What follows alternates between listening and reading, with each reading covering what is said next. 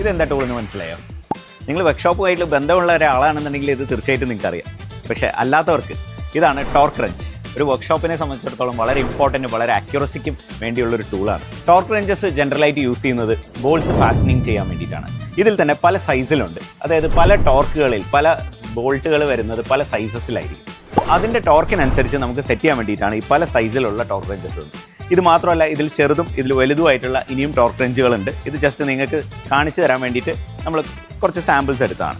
ഇതിൽ ഞാൻ ജസ്റ്റ് ഒന്ന് കാണിച്ചു തരാം. ഇവിടെ നിങ്ങളുടെ ടോർക്ക് ഓരോ നമുക്ക് എത്രയാണോ സെറ്റ് ചെയ്യേണ്ടത് അത് ഇതിൽ മെൻഷൻ ചെയ്തിട്ടുണ്ടാവും. സോ ആ മെൻഷൻ ചെയ്ത ടോർക്കിലേക്ക് നമുക്ക് ചെയ്യാൻ വേണ്ടിയിട്ട് ഇതിൽ നമുക്ക് സെറ്റ് ചെയ്യാവുന്നതാണ്.